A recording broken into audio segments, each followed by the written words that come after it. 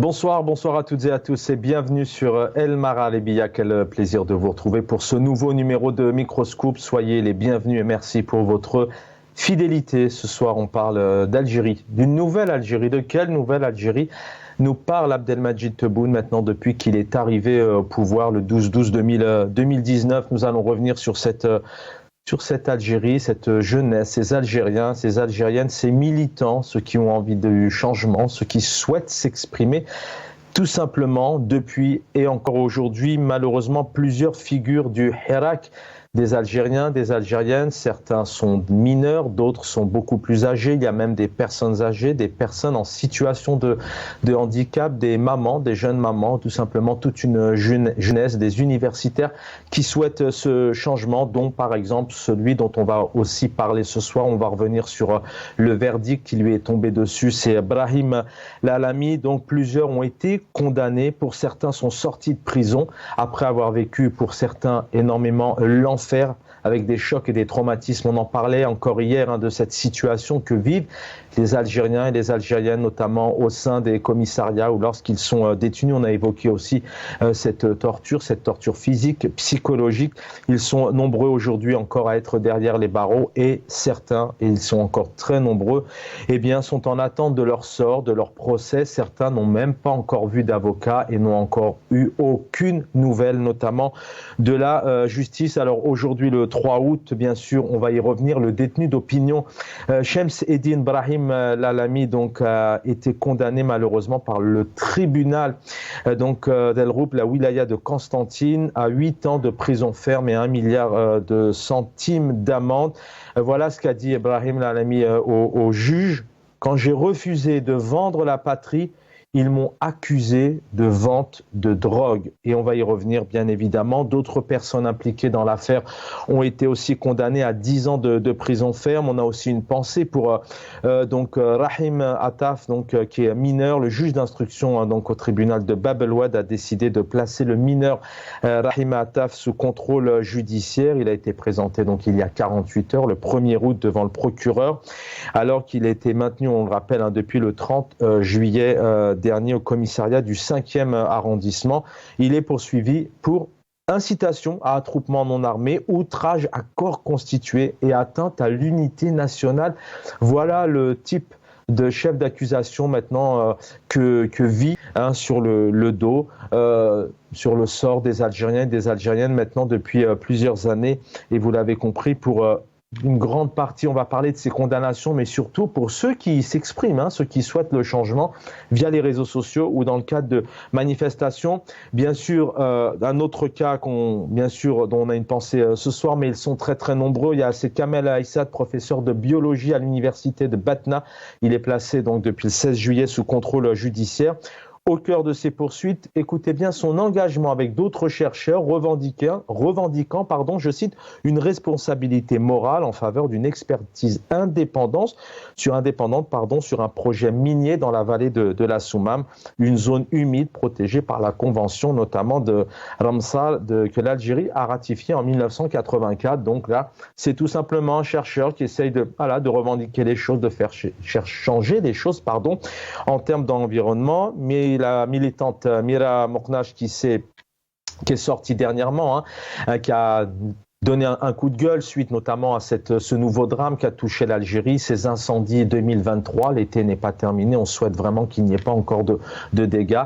Mira Mokhnache qui s'est exprimée, avec de l'émotion, a accusé le pouvoir, les autorités de ne pas être à la hauteur cette année. Donc elle est convoquée. Publication pouvant porter atteinte à l'intérêt national, financement étranger pour des actes ayant pour but d'atteinte à la sécurité de l'État, offense au président de la République lorsqu'on manifeste, outrage à corps constitué, publication sur Facebook notamment. Voilà parfois et depuis maintenant plusieurs mois ce que subissent les Algériens et les Algériennes. Saïd Salhi, vice-président de la Ligue algérienne des droits de l'homme, avant qu'elle soit dissoute par le pouvoir algérien, avait clairement dit: Brahim Lalami est victime d'un acharnement judiciaire, et pour Amnesty International qui a condamné plusieurs jugements disant que personne ne devrait être condamné pour avoir exercé son droit à la liberté d'expression. Toute la situation dont nous allons parler ce soir. Il s'agit de tous ces Algériens et ces Algériennes qui souhaitent le changement.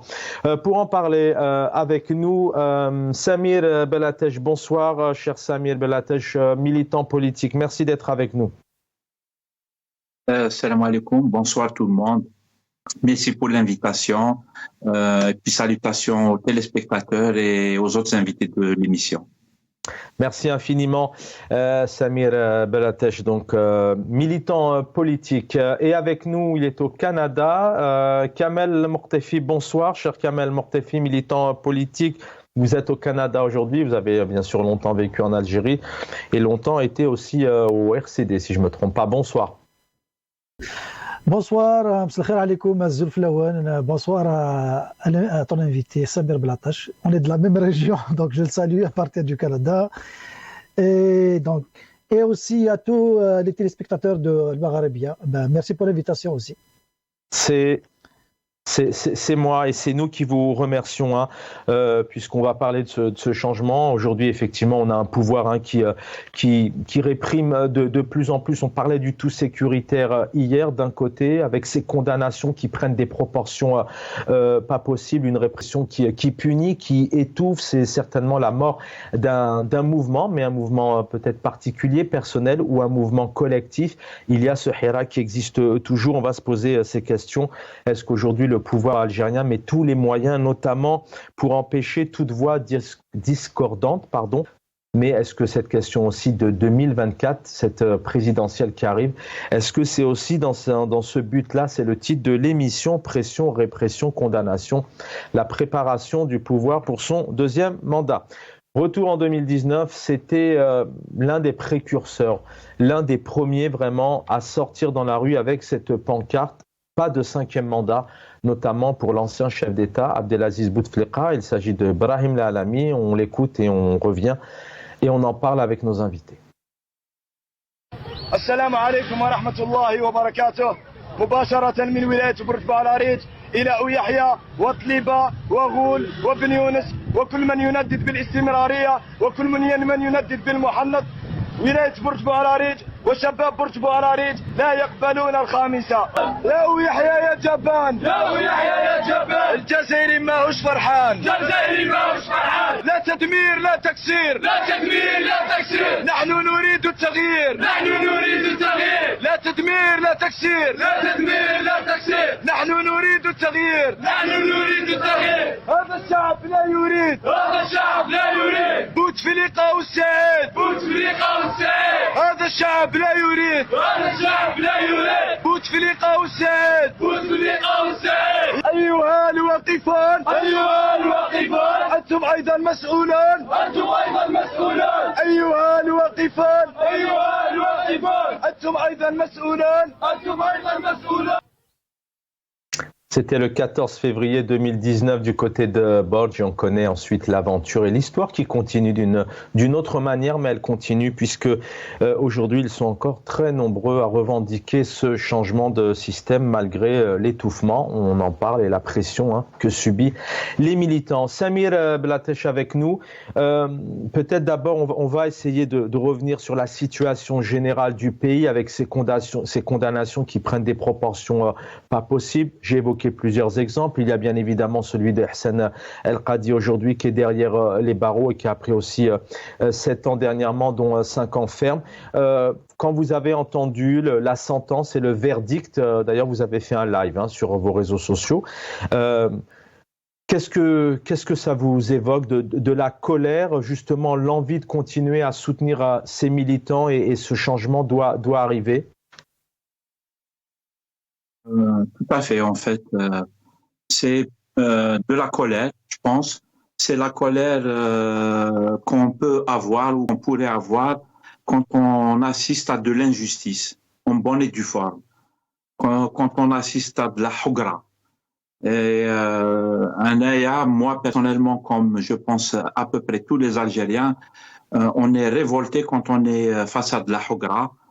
Et dans le cas de Brahim Lalami, je pense que il y a un acharnement sur un jeune homme et il y a un acharnement, il y a une violence qui est faite contre lui et on lui fait subir de la souffrance, on fait souffrir sa famille, etc. Et en plus, c'est une chose, parce qu'il y a énormément de souffrance un peu partout dans le monde d'ailleurs, et chez nous aussi. Mais quand on est là à assister à la chose, dans le cas de Brahim Al-Alami, c'est une sorte de feuilleton. C'est terrible en fait d'assister à ça. Nous avons toute l'information en fait. Les choses ne se passent plus à huis clos comme ça pouvait se passer avant. Maintenant, on assiste à tout ça. Et ça, voilà, ça s'est vu. J'ai fait un live tout à l'heure sur Facebook parce que je ne pouvais pas la fermer. Et j'ai dit ma révolte et excusez-moi du terme, mon dégoût face à ce qui est en train de se passer avec Brahim Al-Alami. On va y revenir dans le détail. On va essayer de comprendre en profondeur à quoi ressemble ce pouvoir. Pourquoi aujourd'hui il en arrive vraiment à réprimer de plus en plus, alors que les frontières du virtuel, les frontières sont ouvertes aujourd'hui avec Internet, tout se sait. Les ONG aussi montent au créneau. On va essayer aussi de comprendre comment voilà, cette répression peut-elle être encore plus soutenue et quelle voix discordante aussi à l'étranger peut aider le peuple algérien. Kamel Mortefi avec nous du Canada. Rebonsoir, cher Kamel Mortefi. D'abord, une réaction. Effectivement, on a ce jeune Brahim Al-Alami. C'est une fierté, on le dit avec sourire. Il fait partie de cette jeunesse précurseuse 2019. D'ailleurs, c'est tout à son honneur et ils sont des millions derrière. 5 mandats pour un chef d'État, en plus dans un état très particulier de difficultés de santé à l'époque. C'est beau dans un pays, un jeune qui sort et qui veut un changement. Et il se retrouve aujourd'hui derrière les barreaux avec cette sentence. Oui, bonsoir. Brahim Al-Alami est un cas à étudier dans l'histoire du mouvement politique algérien. Les types comme Brahim Al-Alami, il est normal pour le système, c'est-à-dire que c'est une cible privilégiée du système, du pouvoir en place, parce qu'il a l'avantage de porter 2 casquettes, celle de militant et de poète.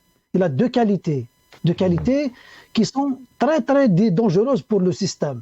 Militant parce qu'il a la détermination, il sait ce qu'il veut le changement du système de gouvernance, il rejette le système qui est au pouvoir actuellement, et poète parce qu'il dit ce qu'il ressent, il dit ce que le peuple ressent avec des mots que tout le monde comprenne, avec des mots que le petit peuple arrive à saisir, à comprendre. C'est pas un discours politique complexé, plein de concepts, plein de vers et de phrases incompréhensibles par le commun des mortels. Brahim Al-Alami, il dit tout haut ce que le peuple pense bas. Donc, pour le système, c'est vraiment le cas de militants qu'il faut abattre, parce que c'est eux qui maintiennent la flamme de la révolte, c'est eux qui maintiennent, comme Mohamed Tadjedit aussi, comme d'autres aussi qu'on ne connaît pas, mais ils jouent le rôle de militants poètes sur la scène, et c'est eux qui produisent les chants, c'est eux qui produisent les slogans, avec un langage très simple, mais très percutant. Donc, ça veut dire quoi? Ça veut dire que derrière et encore une fois, je le rappelle vraiment, on évoque ce soir Brahim Al-Alami parce qu'il vient d'être jugé, mais ils sont très très nombreux aujourd'hui. À chaque fois, on parle de ces cas, et puis malheureusement, il y a plusieurs cas dont on ne parle pas parce qu'on n'a pas les informations. Mais Kamel Mortefi, ça veut dire qu'aujourd'hui, le pouvoir algérien, avec ses méthodes répressives, avec des condamnations qui, d'ailleurs, c'est une question que je vais vous poser, vous qui connaissez bien le pays aussi, est-ce que ce sont des condamnations qui ont changé, notamment sur les dernières années, où ça a toujours été comme ça? Mais en vous parlez de cibles, le pouvoir algérien souhaite faire de ces exemples-là un message, une pression, un message dur au peuple algérien en disant attention, si vous sortez, si vous vous exprimez, ça peut vous arriver. Dans tous les pays du monde, les gouvernements, les pouvoirs politiques cherchent à rester au pouvoir. Ok, ça c'est une donne internationale qu'on peut pas, c'est universel, on peut pas changer. Tous les pouvoirs, tous les gouvernements qui sont au pouvoir cherchent à rester au pouvoir. Maintenant, il y a une différence entre les gouvernements des pays démocratiques qui cherchent à rester au pouvoir en augmentant le taux de satisfaction dans la société avec des réalisations sur le plan économique et social, donc en réalisant le programme pour lequel ils se sont élus. Il y a dans les pays, dans les régimes dictatoriaux, comme le cas de l'Algérie, il veut rester au pouvoir, mais tout en créant un climat de terreur dans la société, tout en poussant la société à se départir de la politique, à démissionner de la politique. Donc, toutes ces condamnations ont pour objectif de rentrer dans une stratégie visant à accentuer la peur dans la société. La peur de quoi? Quand on attaque, on condamne les militants comme Brahim Lalami et d'autres qu'on ne connaît pas, comme Hassan Al-Qadi, qu'est-ce qu'on fait? On les retire de la scène. Quand on les retire de la scène, c'est qu'on ne veut pas qu'ils participent à aggraver le climat général qui déjà règne, lié à l'illégitimité du pouvoir et une catastrophe sur le plan économique et social. Créer de la peur au sein de la famille du détenu. Créer, les rendre isolés, donc les isoler dans la société en créant une peur autour de la famille, autour du militant, pour qu'il ne soit pas soutenu, pour que les gens ne soient pas solidaires. Et en définitive, qu'est-ce qu'on fait aussi? On essaie de les diaboliser quand on trouve le moyen de les condamner pour des chefs d'accusation préfabriqués. Dans le cas de Brahim Lalami, maintenant, il est devenu un vendeur de drogue. Mais on va en parler. C'est pas grave. Ils vont peut-être l'acquitter parce que le dossier est vide. Nous avons des avocats chevronnés qui peuvent défendre le dossier. Mais la perception qu'ils sont en train de créer dans un espace-temps, ça va nuire à Brahim, ça va nuire à l'esprit révolutionnaire et à l'esprit du changement de système de gouvernance. Donc, pour résumer, le système, il est dans sa mission de diaboliser et l'idée du changement de système et les porteurs de l'idée du changement. Donc, il est Merci dans cette Kamel démarche. Mokhlefi. Je reviens à vous.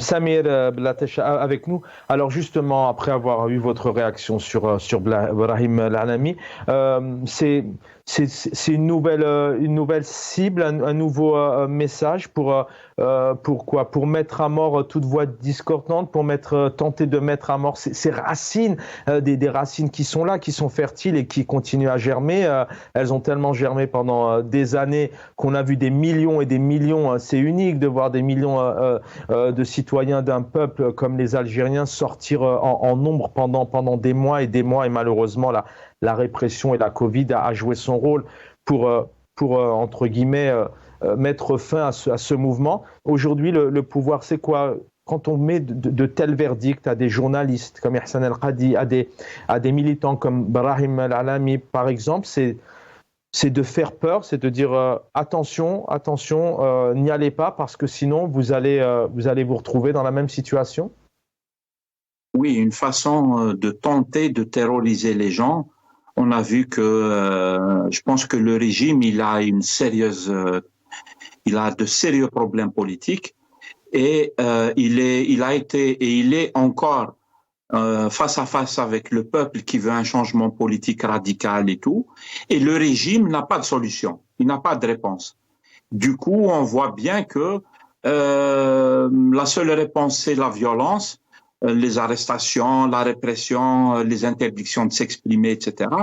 Mais c'est vraiment symptomatique du fait que le régime, il a un sérieux problème, il n'a pas de réponse au Hirak, ni aux revendications du peuple algérien, aux revendications politiques. Et voilà, concernant Brahim Lalami, c'est une cible, effectivement, comme l'a expliqué notre ami, effectivement. Et c'est aussi, quelque part, pour le dire autrement, c'est un symbole. Brahim Lalami, il symbolise, comme ça a été montré dans les vidéos que vous avez choisies et tout, il symbolise le Hirak, il symbolise les revendications du peuple algérien. Elles sont dites avec des mots populaires. C'est la rue qui s'exprime avec ces mots, en plus poétique puisqu'il est poète. Mais c'est les bas-fonds de la société qui sont en train de s'exprimer. Il représente vraiment le Hirak et le régime il va se focaliser sur ce genre de personnage, même si il y a des centaines de personnes en prison et il y a peut-être des milliers qui sont passés par la case prison, contrôle judiciaire, etc., etc. Répression généralisée, en fait. Et c'est vraiment, Brahim Alami, il représente le Hirak et le régime, il veut s'attaquer à l'idée même de Brahim Alami. Les jeunes sur Facebook diraient Brahim Alami fikra ou le fikra la tamout. C'est-à-dire, c'est le symbole qui est visé, effectivement. Et c'est vrai que Brahim Alami symbolise à merveille le Hirak et les millions d'Algériens qui sont sortis et le genre de revendications qu'ils avaient. Quelle était la façon avec laquelle ils avaient revendiqué leurs choses et tout. Brahim Alami le représente bien, le symbolise. C'est pour ça qu'ils vont s'attarder sur lui. Inch'Allah, ça va être... je ne connais pas le dossier, mais Inch'Allah, il va y avoir appel, etc. Ce n'est pas fini, Inch'Allah. Je vous garde encore 2 minutes. Il y a le poète, il y a l'artiste, il y a aussi la militante, il y a aussi le politique. Certains partis politiques ou même hommes ou femmes politiques qui représentent. Il y a Kamira Naït Saïd, donc vice-président du Congrès à Mazir. On a des personnalités comme le journaliste Saad Bouarpa ou alors Hassan Al-Qadi, Karim Tabo, Mohsen Bel Abbas, Zoubida Assoul, Fethi Arres, tout ça, ce sont aussi des Shir Bouchachi, ce sont des personnalités qui fédèrent tout de même, hein, qui incarnent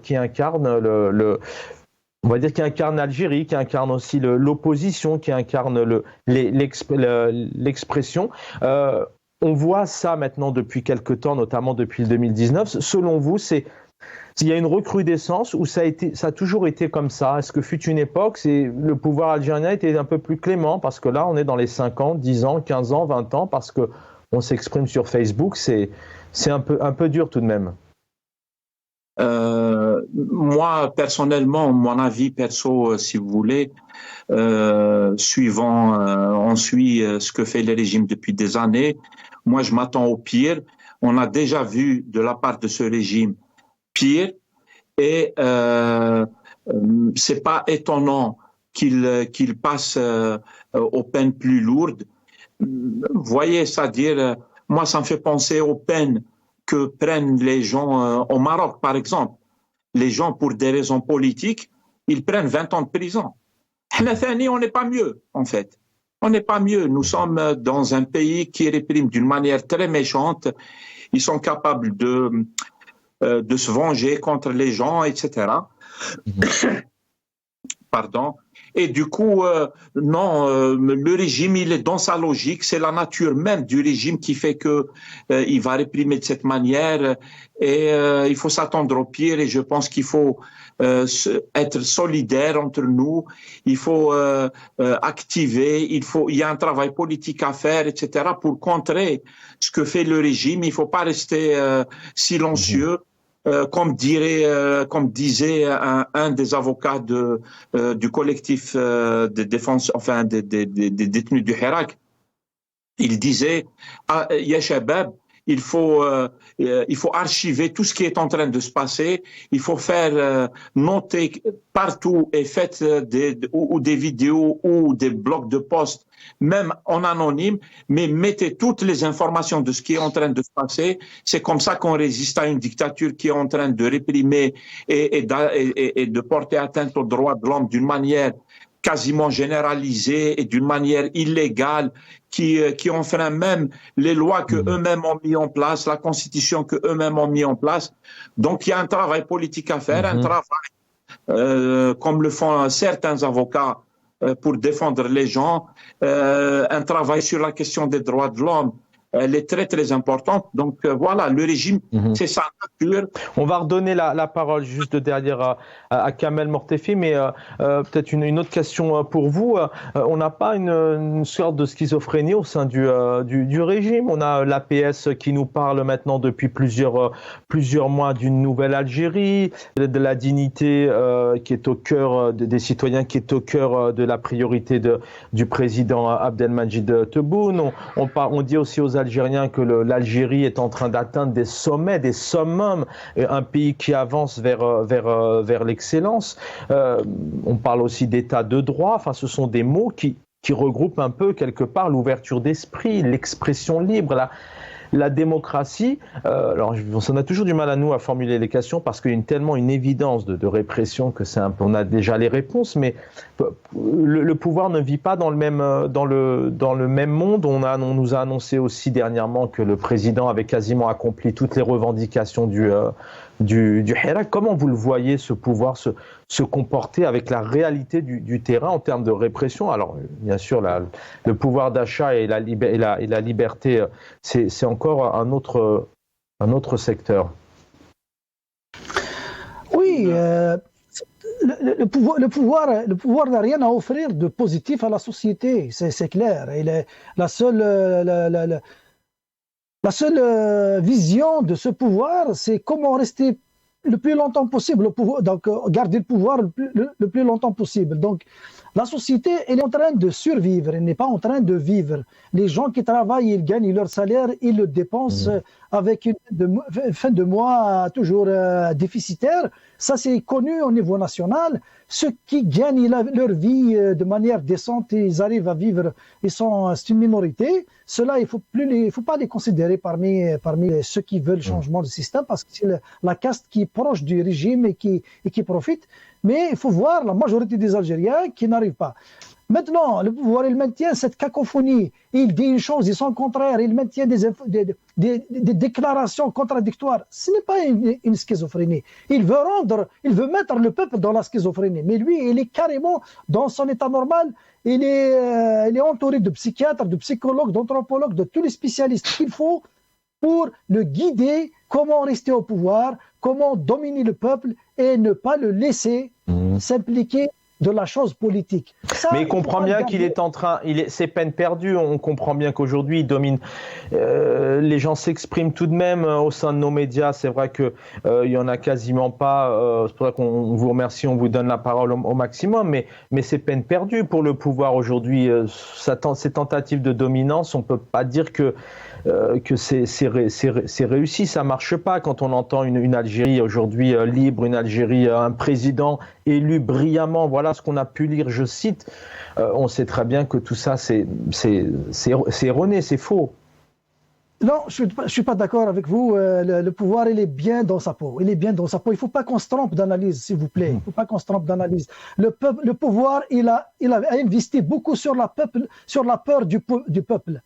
La peur du peuple. Il y a un politologue ici au Québec, il a écrit un livre, je vous le recommande. C'est le titre, La peur du peuple. C'est Francis Dupuy-Derry. C'est un politologue québécois. Il a vraiment bien décrit les choses. La peur du peuple. Le peuple a peur du pouvoir. Le pouvoir a peur du peuple. Mais est-ce que vous pensez qu'aujourd'hui, le peuple continue à avaler, à croire ses couleuvres? Et est-ce que vous pensez que le peuple algérien continue à avoir peur? On va juste peut-être sur cette question-là. Oui. Samir. Oui, allez-y. Samir Bellatech, vous êtes aussi militant, vous faites partie de ce Hirak qui est en mouvement différemment certes, mais on sent tout de même que le peuple algérien, justement, il a retrouvé aussi sa citoyenneté depuis 2019, il a de moins en moins peur.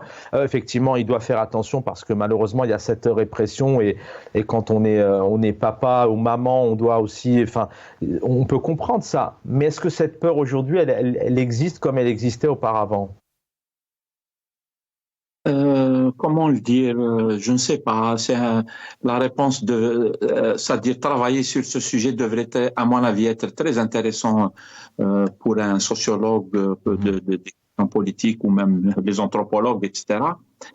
Je pense que effectivement, comme le disait le camarade juste avant, c'est que le régime, il a cette stratégie-là en fait, c'est-à-dire il est en train d'essayer de faire peur aux gens pour reconstruire le mur de la peur qui s'est cassé, comme vous l'avez si bien rappelé, à l'occasion du Hirak. Le mur de la peur, il s'est cassé. Et puis, beaucoup de choses se sont passées à l'occasion du Hirak, en parlant du peuple algérien et des questions politiques. Les Algériens se sont retrouvés, ils ont exprimé les choses d'une manière large, comme ça, sur le territoire national, d'est en ouest, du nord au sud, d'une manière homogène, cohérente, lisible, etc. Donc le Hirak a fait beaucoup de choses. Sur la question de la peur, le régime tente de reconstruire le mur de la peur. Moi, personnellement, la question du peuple, pour moi, elle est mahsouma, comme on dit en arabe, c'est-à-dire elle est réglée. Le peuple, il s'est exprimé, il a, pour le dire de cette manière, il a joué son rôle, il a dit son mot, etc., etc. Je pense que s'il y a un travail à faire ou des gens à interpeller, c'est pas le peuple, à mon avis, c'est plutôt ce qu'on pourrait appeler les élites. Ensuite, il faut les définir, c'est qui, etc. Mais ce sont les élites qu'il faut interpeller et puis observer qu'est-ce qu'elles font, etc. Que les élites ont peur et tout, je vous le dis, c'est un long sujet aussi. Bien sûr. Voilà, ça, mais le peuple, il a fait ce qu'il devait faire. Et je pense qu'il le refera à chaque fois que c'est nécessaire et au moment voulu. Oui, puis enfin nous en tout cas c'est un peu ce constat parce que voilà, nous on essaye vraiment d'être proche de cette actualité et voilà, parce que si on est convaincu, hein, bien sûr, mais c'est vrai qu'on se rend compte avec vous d'ailleurs, hein, vous, cher Sami El Belatache, chez Kamel Mortefi et tous ces militants qui passent, qui s'expriment aussi. Vous êtes très nombreux à faire des lives, hein, tout le monde ne passe pas chez nous, mais vous êtes voilà des centaines à faire des lives, à vous exprimer, etc. On l'a encore vu dans le cadre de ces drames aussi malheureux, drame des incendies. Voilà, les gens, le peuple algérien dit les choses, mais on va parler dans un instant de cette élite, de cette opposition, comment aujourd'hui elle peut à l'intérieur du pays fédérer peut-être encore et différemment, et puis aussi à l'international. On va écouter ici Kamel Aissad, je vous le disais tout à l'heure, c'est un professeur donc en biologie à Batna, il est placé depuis le 16 juillet, notamment sous contrôle judiciaire. Alors au cœur de ces poursuites, hein, c'est tout simplement son engagement avec d'autres chercheurs, voilà, qui veulent du changement, qui revendiquent une responsabilité, je cite, morale, hein, en faveur d'une expertise indépendante. Ils demandent une expertise indépendante, notamment sur un projet minier dans cette magnifique vallée de la Soumam. Il est aujourd'hui donc sous contrôle judiciaire. Il a subi une interdiction de sortie de territoire national. السياق الصغير صبحي يسد المير غدا مزور المير تاع حمزه تسد ديليكاسيون تلفزيون تاعي تلفزيوننا طلبوني مسلاين طلبان كانت نفكراينا تلفزيوننا او تجينا رانك ونتسكراوال وسند نزروا واش خدمت شي حضره مي وسد كي يعني تحسن لي مزال يغبل نزند شي حوايج اللي كيزام تليفون فواك الدنيا ايش هذا بليك نورمالمون ما يسد المدير الى خد الشاور تدار ما يسد اني لو الى خد الزواج مزاغيس ما تسد انت في خد الزري مزاغ ثم ثي الجهه مرات ساي مولان الى خيونه في الشاور يمكن ينطلب دي سلسله حوايج هذا الشاور نبدل از نداوين لي زيتود يخدم ذاك مالات l'étude d'impact, l'étude de risque, c'est l'impact sur l'environnement, il y a que l'étude de risque. Maintenant, الشغالة هي قالنا كي أدخل من الكاداس تدخل من الكزيك نورمالمون ذو الحق والشعبية ماشي الحاجة يعني تخطى المينا واستخدام ديالها باش هذا الصوت مدن نبغى هاد السنة تقابلنا نقاش عقلين كينيا الناس المرجومان ذا شو ذا يكزغاي يسندي مزاغ ثنا دايما راه طلعين.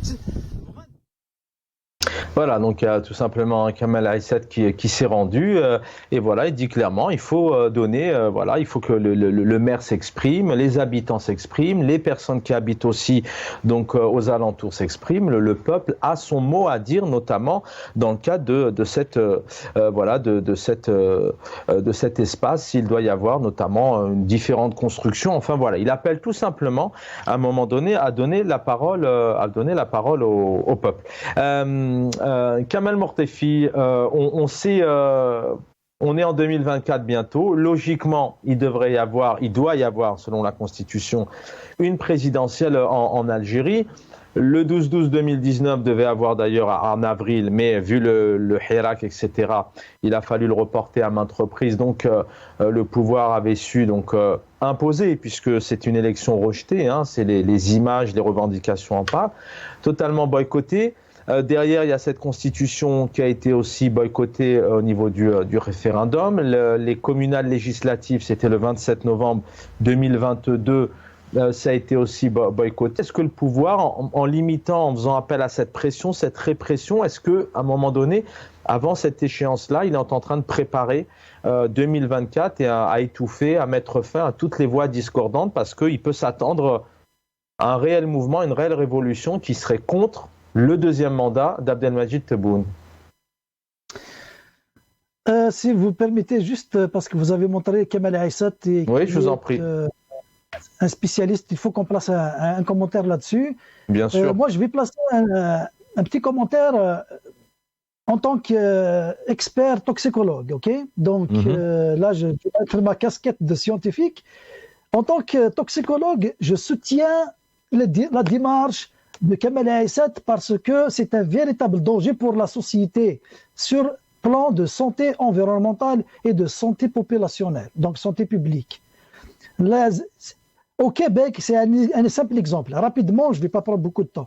Au Québec, au Canada, il y a ce qu'on appelle le BAP, le Bureau des audiences publiques. Quand il y a des projets de cette envergure, qu'est-ce qu'ils font les autorités? Ils vont rencontrer le peuple avec des assemblées élargies et on écoute le peuple parce que le peuple, il est composé de toutes ces couches. Il y a ceux qui ont une instruction, ceux qui sont des médecins, des ingénieurs, des banquiers, des environnementalistes. Donc, il y a toute une panoplie de spécialistes dans la société. Si on les écoute, on va comprendre, on va prendre la décision. Est-ce que le projet il est utile? Est-ce qu'il est dommageable pour la société? Et je vous dis que ce genre de projet de mine, il peut affecter les nappes phréatiques avec des métaux lourds, tels que le cadmium, avec le mercure, avec d'autres substances. Alors, sur une situation comme celle-là, votre commentaire est pertinent et légitime, mais merci de nous l'apporter. Sur une situation comme celle-là, qui est tout à fait logique, donner la parole au peuple, notamment sur ce projet minier dans cette vallée de la Soumam, ça pose des questions effectivement en termes d'environnement, d'écologie, de santé. Pourquoi à un moment donné, ce jeune biologiste, chercheur, se fait arrêter? Qu'est-ce qui gêne le pouvoir? C'est de ne pas apporter une santé, une hygiène, un environnement? C'est parce que derrière, il y a des questions peut-être de corruption ou de...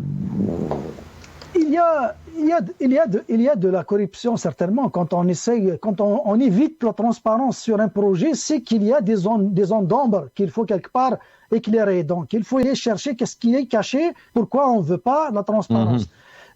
Revenons à Kamel Aissat. Kamel Aissat d'abord est un militant. Et ensuite, il a intervenu en tant qu'expert en la matière, ça tombe bien. C'est un militant. Militant, c'est le syndicaliste dans la société. Il est contre l'injustice, il est contre tout ce qui touche aux intérêts de la société. C'est ça, un militant. Donc lui-même, en plus de ça, il a une double casquette qui est un expert. Il n'est pas allé chercher de l'information ailleurs, c'est lui-même un expert. Donc, quelque part, c'est à peu près, il subit la même chose que Brahim Lalami. Brahim Lalami, qui est un militant poète, il s'exprime bien au peuple, il est réceptif au niveau du peuple.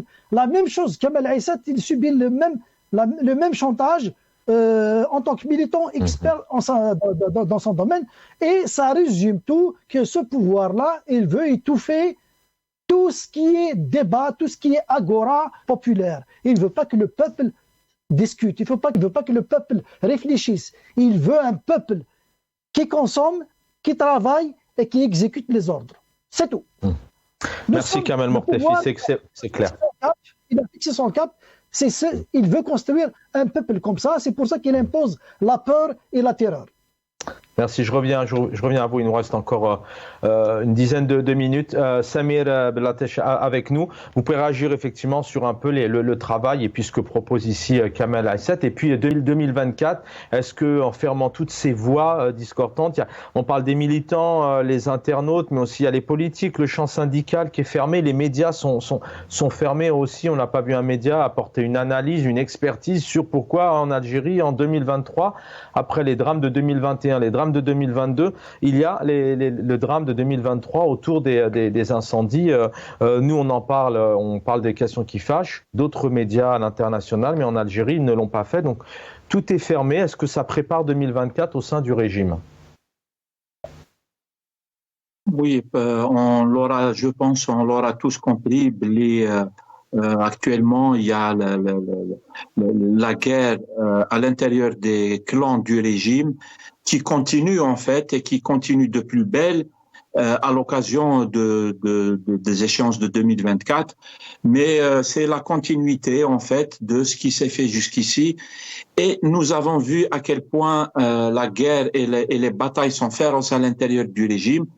Elles sont très violentes. Beaucoup de poids lourds du régime finissent très très mal. Malheur à celui qui fléchit, à celui qui faiblit, parce que la bataille et les guerres qui sont à l'intérieur, elles sont féroces. L'échéance de 2024, on connaît, je pense, un petit peu son importance qui est liée, il me semble, à l'importance du pouvoir qu'est le poste de président ou la présidence dans l'échiquier du pouvoir algérien. La présidence étant la façade derrière laquelle se cache le vrai pouvoir qui est entre les mains des généraux sécuritaires et de leurs alliés de l'intérieur et de l'extérieur. Du coup, cette échéance, elle est importante et ils se bagarrent grave, etc. Après, effectivement, je pense que il ferme tout le champ politique, il ferme le champ médiatique, etc. Moi, il me semble que ce n'est pas dans le cadre de la guerre des clans qu'on ferme le champ médiatique. Le champ médiatique, ils le font fonctionner selon le poids des uns et des autres, selon la conjoncture des batailles à l'intérieur des clans, depuis déjà très longtemps. Hein. On connaît à quoi servent les télés privées qu'ils ont créées, etc. Le champ médiatique, il est déjà verrouillé depuis très longtemps, en fait. Le champ politique, il l'est depuis longtemps. Il s'est aggravé ces derniers temps parce que le Hirak est passé par là, le peuple s'est exprimé et ils se sont dit on va tout fermer d'une manière brutale, comme savent si bien faire des militaires durs, on va dire, pour pas utiliser un autre mot péjoratif. Du coup, voilà, nous sommes face à un régime qui est en train de faire ce qu'il ne doit pas faire, de commettre énormément de dégâts au sein de la société. Et c'est pour ça que les gens, ils sont sortis par millions. Parmi eux, Brahim Lalami, ils sont sortis par millions pour le changer. Toutes les raisons sont là devant nous. On est en train de les observer. Et un dernier mot, si vous le permettez. Oui, je vous en prie. Ouais, parce que je voulais quand même lui témoigner ma solidarité. Moi, je connais un petit peu ce qu'il fait à travers les réseaux sociaux. Du coup, voilà, je voulais lui témoigner ma solidarité. Je pense que son cas, il relève de ce qu'on est en train de discuter depuis tout à l'heure, une répression généralisée. Dans son cas, il rassemble beaucoup de raisons. En fait, il est militant politique, il me semble, d'extrême gauche. Leur parti politique ses activités ont été gelées, etc. C'est pour ça, c'est la répression qui continue. Lui-même, comme la dame qui est professeure à l'université de Bougie, elle aussi, elle subit énormément. Comme tous les jeunes dont on parlait depuis tout à l'heure, qui subissent une répression qui est inacceptable. Voilà. Un mot tout de même, c'est vrai qu'il y a quand on cite tous ces cas, malheureusement pour eux, on peut se dire effectivement que le pouvoir a un tel pouvoir, fait preuve de pression, de répression. Mais est-ce que quelque part là-haut, justement, vous le voyez comment ce pouvoir, est-ce qu'il est fragilisé? Parce qu'on parle effectivement souvent de ces guerres des clans. On vient de voir diplomatiquement que pendant qu'il y a un président qui signe au sein de l'APS, qui dénonce ce qui se passe au Niger, on a quand même un chef d'état-major qui, lui, est en Russie. Samir Blattach, vous le voyez comment, vous, ce pouvoir? Il est fragilisé, il est déstabilisé, il tient sur rien ou plutôt l'inverse? Moi, je vais donner un avis que tout le monde ne partage pas, puisque ça fait débat. Moi, je dis que le régime algérien, il est déjà mort. Il est dans une situation, c'est la phase actuelle, c'est une phase de transition, parce que le régime, il n'a plus aucun, comment on dit déjà, il n'a plus d'argument politique en fait, et le régime algérien, il ne tient plus que par la force, un seul, il est posé sur un seul pied. poser sur un seul pied, c'est pas beaucoup en fait. Même si beaucoup de gens ne partagent pas cette analyse, qui disent que le régime algérien il est plutôt fort et il nous montre sa force à chaque fois, etc. Moi, je pense que n'ayant plus d'arguments politiques, le régime algérien est totalement refusé par le peuple, pas une partie du peuple et tout, une grande majorité du peuple, à peine une petite catégorie. D'ailleurs, c'est une catégorie qui s'est amincie méchamment depuis le Hirak, qui peut être la base sociale du régime. À part ça, 95% du peuple algérien veut la peau du régime. Je ne sais pas comment il va durer. Il va durer par la force. Mais la force, vous savez, beaucoup de gens croyaient que la force pouvait faire durer éternellement et ça a vite changé pour eux. Ce n'est pas les exemples qui manquent dans l'histoire ancienne ou proche. Exactement, merci Samuel Belatache. Kamel Mortefi, pareil, effectivement, on a un pouvoir aujourd'hui qui fait preuve voilà, tout de même de répression avec des condamnations. On en a longuement parlé, mais ce pouvoir là-haut, je veux dire, comment vous le situez? Est-ce que c'est quelque chose de plutôt solide, de cohérent? On sent tout de même, il y a eu des exemples, c'est même en termes de diplomatie, il y a une presse qui annonce une certaine expulsion, un ministre limogé, puis un mois après on a une autre presse qui réannonce des choses, voilà, mais voilà, on voit de même que c'est intriguant, il y a de la fragilité, il y a parfois de la discorde. Comment vous le voyez, vous, ce pouvoir? Je me souviens, durant les années 90, nous parlions de pouvoir agonisant. Après, de système agonisant, après on a changé de langage, on parlait de système finissant. Et ça a duré 30 ans. Il n'est ni agonisant, ni finissant, ni mort, ni rien du tout. Le régime, il est tel qu'il est depuis 62 à ce jour. Le personnel se renouvelle. Mais il y a eu du mouvement quand même, je comprends. Je profite rapidement parce qu'il nous reste vraiment 2 petites minutes. Mais depuis, il y a eu du mouvement. Je ne pense pas en tout cas qu'en 2023, on puisse retrouver en Algérie un chef d'État qui va rester 4 mandats et voire même limite un 5e mandat dans un état de santé où il avait plus ses capacités morales. Les choses ont changé. On a vu que en février 2019, les Algériens ne voulaient plus d'un 5e mandat. Ça a pris le temps, ça a mûri. On n'est plus dans ces années, effectivement, comme vous le dites, notamment 90 et après l'ère de Bouteflika. Je vais vous donner un exemple qui va caricaturer un peu le système algérien. Pour éteindre le feu, il faut lui enlever l'oxygène. Sinon, il faut lui enlever le combustible et baisser la température. Donc les 3. Il faut éteindre le feu avec de l'eau. Sinon, il faut l'étouffer avec du CO2. Ou bien il faut couper les arbres et couper pour qu'il n'y ait pas de combustible pour qu'il existe. Donc le système algérien, il est comme le feu. Qu'est-ce que nous avons fait, nous, pour le rendre, pour justement le ramener à sa fin de vie? Nous n'avons rien fait.